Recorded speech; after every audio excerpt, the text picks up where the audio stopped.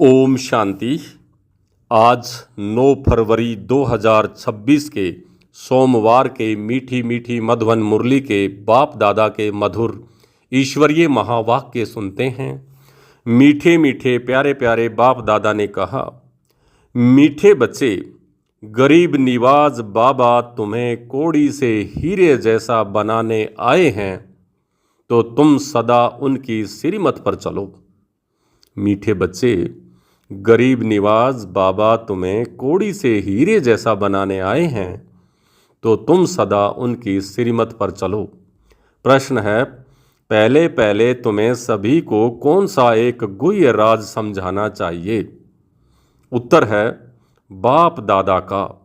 तुम जानते हो, यहाँ हम बाप दादा के पास आए हैं। यह दोनों इकट्ठे हैं। शिव की आत्मा भी इसमें है, ब्रह्मा की आत्मा भी है। एक आत्मा है, दूसरा परमात्मा है।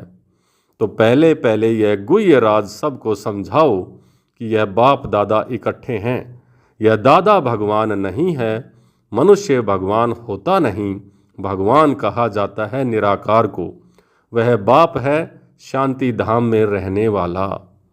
आज का गीत चला, आखिर वह दिन आया आज, जिस दिन का हम रास्ता तकते थे। ओम शांति। बाप दादा द्वारा अर्थात शिव ब्रह्मा बाबा द्वारा समझाते हैं कि यह पक्का कर लो। लौकिक संबंध में बाप अलग है, दादा अलग होता है। बाप से दादा का वर्षा मिलता है। कहते हैं दादे का वर्षा लेते हैं। वह है गरीब निवाज। गरीब निवाज उनको कहा जाता है जो आकर गरीब को सिरताज बनाए। तो पहले पहले पक्का निश्चय होना चाहिए कि यह कौन है। देखने में तो साकार मनुष्य है। इनको यह सब ब्रह्मा कहते हैं। तुम सब ब्रह्मा कुमार ब्रह्मा कुमारियाँ हो। जानते हो, हमको वर्षा शिव बाबा से मिलता है, जो सबका बाप आया है वर्षा देने के लिए। बाप वर्षा देते हैं सुख का, फिर आधा कल्प बाद रावण दुख का श्राप देते हैं। भक्ति मार्ग में भगवान को ढूंढने के लिए धक्का खाते हैं, मिलता किसी को भी नहीं है। भारतवासी गाते हैं, तुम मात पिता हम बालक तेरे, तुम्हारी कृपा से सुख घनेरे। फिर कहते हैं कि आप जब आएंगे तो हमारा एक ही आप होंगे, दूसरा न कोई, और कोई साथ हम ममत्व नहीं रखेंगे, हमारा तो एक शिव बाबा। तुम जानते हो, यह बाप है गरीब निवाज, गरीब को साहूकार बनाने वाला। कोड़ी को हीरे तुल्य बनाते हैं, अर्थात कलयुगी पतित कंगाल से सतयुगी सिरताज बनाने के लिए बाप आए हैं। तुम बच्चे जानते हो, यहाँ हम बाप दादा के पास आए हैं। यह दोनों इकट्ठे हैं। शिव की आत्मा भी इसमें है, ब्रह्मा की आत्मा भी है। दोनों हुई ना, एक आत्मा है, दूसरा परमात्मा है। तुम सभी हो आत्माएं।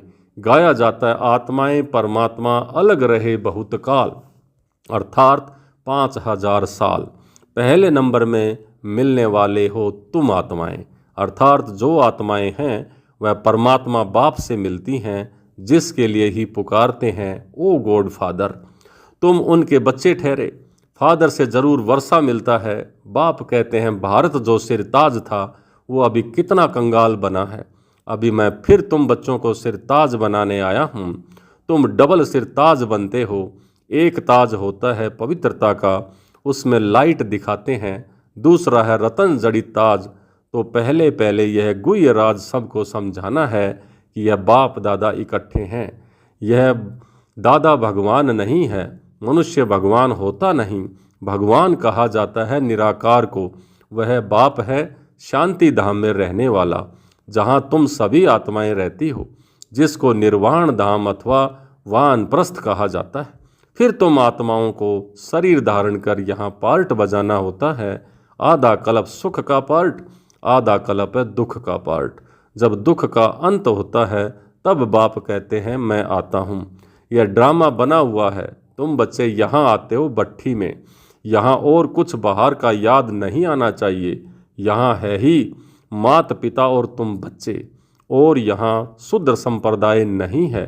जो ब्राह्मण नहीं है उनको शूद्र कहा जाता है। उनका संग तो यहाँ है ही नहीं। तो यहाँ पवित्र आत्माओं का संग मिलता है। यहाँ है ही ब्राह्मणों का संग।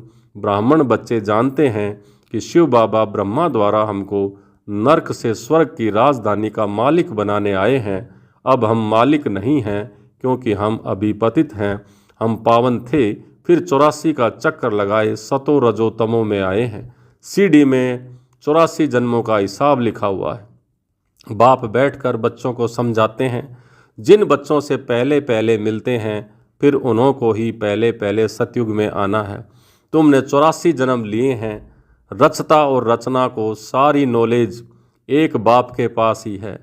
यही मनुष्य सृष्टि का बीज रूप है। जरूर बीज में ही नॉलेज होगी। इस जहाड़ को उत्पत्ति, पालना और विनाश कैसे होता है, यह तो बाप ही समझाते हैं। तुम अब जानते हो, हम भारतवासी गरीब हैं। जब देवी देवता थे तो कितने साहूकार थे। हीरों से खेलते थे, हीरों के महलों में रहते थे। अब बाप स्मृति दिलाते हैं कि तुम कैसे 84 जन्म लेते हो। बुलाते भी हैं, हे पतित पावन गरीब निवाज बाबा आओ। हम गरीबों को स्वर्ग का मालिक फिर से बनाओ।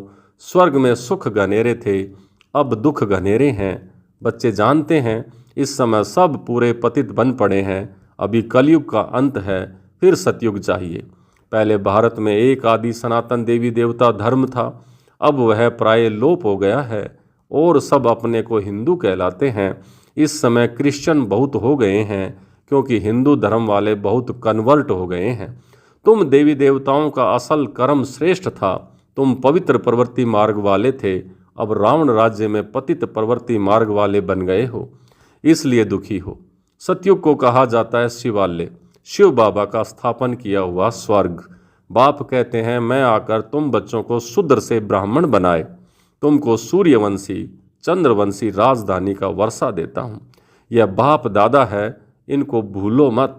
शिव बाबा ब्रह्मा द्वारा हमको स्वर्ग का वर्षा दे रहे हैं, लायक बना रहे हैं, क्योंकि पतित आत्मा तो मुक्ति धाम में जा न सके जब तक पावन ना बने। अभी बाप कहते हैं, मैं आकर तुमको पावन बनने का रास्ता बताता हूँ। मैं तुमको पद्मपति स्वर्ग का मालिक बनाकर गया था।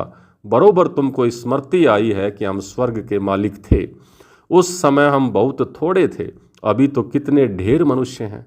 सतयुग में 9 लाख होते हैं। तो बाप कहते हैं, मैं आकर ब्रह्मा द्वारा स्वर्ग की स्थापना, शंकर द्वारा विनाश करा देता हूँ। तैयारी सब कर रहे हैं, कल्प पहले मुआफिक। कितने बम्स बनाते हैं। 5000 वर्ष पहले भी यह महाभारत लड़ाई लगी थी। भगवान ने आकर राजयोग सिखाए, मनुष्यों को नर से नारायण बनाया था।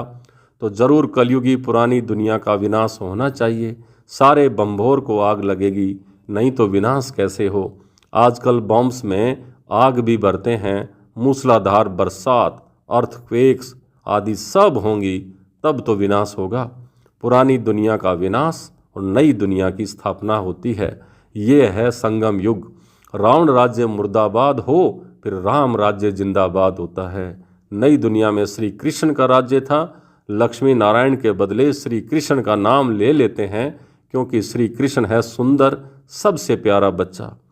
मनुष्यों को तो पता ही नहीं है ना, श्री कृष्ण अलग राजधानी का, राधे अलग राजधानी की थी।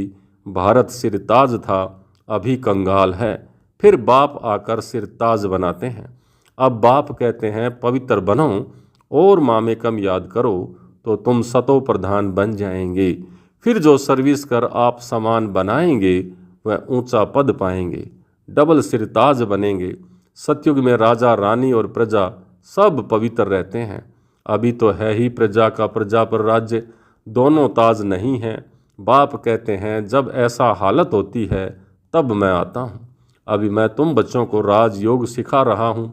मैं ही पतित पावन हूँ। अब तुम मुझे याद करो तो तुम्हारी आत्मा से खाद निकल जाएगी, फिर सतो प्रधान बन जाएंगे। अभी शाम से सुंदर बनना है। सोने में खाद पड़ने से काला हो जाता है, तो अब खाद को निकालना है। बेअद का बाप कहते हैं, तुम काम चिता पर बैठ काले बन गए हो, अब ज्ञान चिता पर बैठो और सबसे ममत्व मिटा दो। तुम आशिक हो मुझ एक मासूक के, भगत सब भगवान को याद करते हैं। सतयुग त्रेता में भक्ति होती नहीं, यहाँ तो है ज्ञान की प्रालब्ध। बाप आकर ज्ञान से रात को दिन बनाते हैं। ऐसे नहीं कि शास्त्र पढ़ने से दिन हो जाएगा। तो वह है भक्ति की सामग्री। ज्ञान सागर पतित पावन एक ही बाप है। वह आकर सृष्टि चक्र का ज्ञान बच्चों को समझाते हैं और योग सिखाते हैं। ईश्वर के साथ योग लगाने वाले योग योगेश्वर और फिर बनते हैं राज राजेश्वर, राज राजेश्वरी। तुम ईश्वर द्वारा राजाओं का राजा बनते हो। जो पावन राजाएं थे फिर वही पतित बनते हैं। आप पे ही पूज्य फिर आप पे ही पुजारी बन जाते हैं। अब जितना हो सके याद की यात्रा में रहना है। जैसे आशिक माशूक को याद करते हैं ना, जैसे कन्या की सगाई होने से फिर एक दो को याद करते रहते हैं, अभी यह जो माशूक है उनके बहुत आशिक हैं। भक्ति मार्ग में सब दुख में बाप को याद करते हैं। हे भगवान दुख हरता, दुख हरो, सुख दो। यहाँ तो न शांति है और ना सुख है, सतयुग में दोनों हैं। अभी तुम जानते हो हम आत्माएं कैसे 84 का पार्ट बजाते हैं। ब्राह्मण, देवता, क्षत्रिय, वैश्य, शूद्र बनते हैं, फिर अब ब्राह्मण बने हैं। 84 की सीढ़ी बुद्धि में है ना। अब जितना हो सके बाप को याद करना है तो पाप कट जाएंगे। कर्म करते हुए भी बुद्धि में बाप की याद रहे। बाबा से हम स्वर्ग का वर्षा ले रहे हैं। बाप और वर्षे को याद करना है। याद से ही पाप कटते जाएंगे। जितना याद करेंगे तो पवित्रता की लाइट आती जाएगी, खाद निकलती जाएगी। बच्चों को जितना हो सके टाइम निकाल याद का उपाय करना है। सवेरे सवेरे टाइम अच्छा मिलता है, यह पुरुषार्थ करना है। भलग्रस्त व्यवहार में रहो, बच्चों को संभाल आदि करो, परंतु यह अंतिम जन्म पवित्र बनो। काम चिता पर नहीं चढ़ो। अभी तुम ज्ञान चिता पर बैठे हो। यह पढ़ाई बहुत ऊंची है, इसमें सोने का बर्तन चाहिए। तुम बाप को याद करने से सोने का बर्तन बनते हो, अर्थात स्वच्छ बुद्धि बनते हो। याद भूलने से फिर लोहे का बर्तन बन जाते हो। बाप को याद करने से स्वर्ग के मालिक बनेंगे। यह तो बहुत सहज है, इसमें पवित्रता मुख्य है। याद से ही पवित्र बनेंगे और सृष्टि चक्र को याद करने से स्वर्ग के मालिक बनेंगे। तुम्हें घर बार नहीं छोड़ना है, गृहस्थ व्यवहार में भी रहना है। बाप कहते हैं 63 जन्म तुम पतित दुनिया में रहे हो। अब शिवालय अमरलोक में चलने के लिए तुम यह एक जन्म पवित्र रहे तो फिर क्या हुआ, बहुत कमाई हो जाएगी। 5 विकारों पर जीत पानी है तभी तो जगत जीत बनेंगे, नहीं तो पद पा नहीं सकेंगे। बाप कहते हैं मरना तो सबको है, यह अंतिम जन्म है। फिर तुम जाए नई दुनिया में राज्य करेंगे। हीरे जवाहरातों की खानियाँ भरपूर हो जाएंगी। यहाँ तुम हीरे जवाहरातों से खेलते रहेंगे। तो ऐसे बाप के बनकर उनकी मत पर चलना चाहिए ना। श्रीमत से ही तुम श्रेष्ठ बनेंगे। रावण की मत से तुम भ्रष्टाचारी बने हो। अब बाप की श्रीमत पर चल सतो प्रधान बनेंगे। तो तमो प्रधान से सतो प्रधान बनना है। बाप को याद करना है और कोई तकलीफ बाप नहीं देते हैं। भक्ति मार्ग में तो तुमने बहुत धक्के खाए हैं। अब सिर्फ बाप को याद करो और सृष्टि चक्र को याद करो।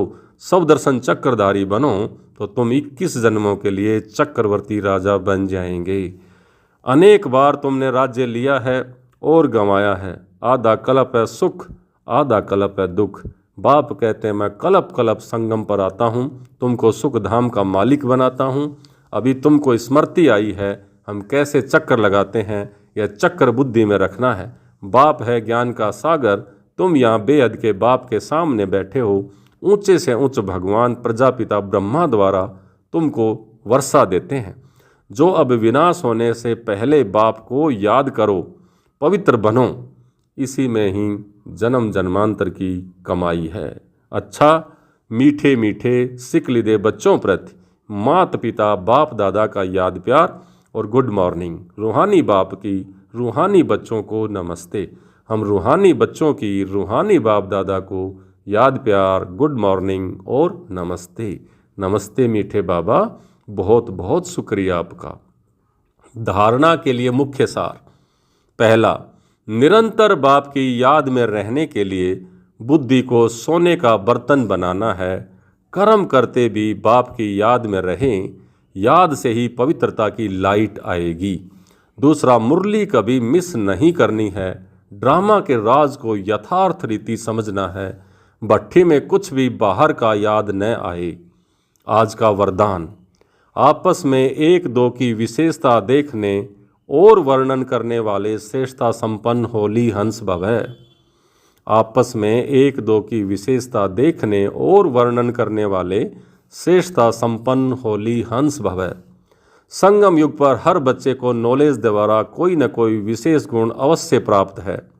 इसलिए होली हंस बन हर एक की विशेषता को देखो और वर्णन करो। जिस समय किसी की कमजोरी देखते हो या सुनते हो तो समझना चाहिए कि यह कमजोरी इनकी नहीं, मेरी है, क्योंकि हम सब एक ही बाप के, एक ही परिवार के, एक ही माला के मणके हैं। जैसे अपनी कमजोरी को प्रसिद्ध नहीं करना चाहते, ऐसे दूसरे की कमजोरी का भी वर्णन नहीं करो।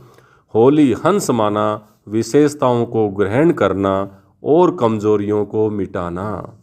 आज का स्लोगन, समय को बचाने वाले तीव्र पुरुषार्थी ही सदा विजयी हैं। समय को बचाने वाले तीव्र पुरुषार्थी ही सदा विजयी हैं। ये अव्यक्त इशारे एकता और विश्वास की विशेषता द्वारा सफलता संपन्न बनो। जैसे मणकों की विशेषता होती है, एक जैसे मणके माला के एक ही धागे में पिरोए जाते हैं, ऐसे आप सभी वैजयंती माला के मणके भी जब एक मत, एक की ही लगन में एक रस स्थिति वाले एक दिखाई देंगे, तब ही माला में पिरोए जाएंगे। अगर आपस में दो मतें होती हैं तो वह दूसरी अर्थात 16,000 की माला के दाने बन जाते हैं। तो इसलिए एक मत, एक भरोसे, एक बल और एकता से रहो। अच्छा, ओम शांति।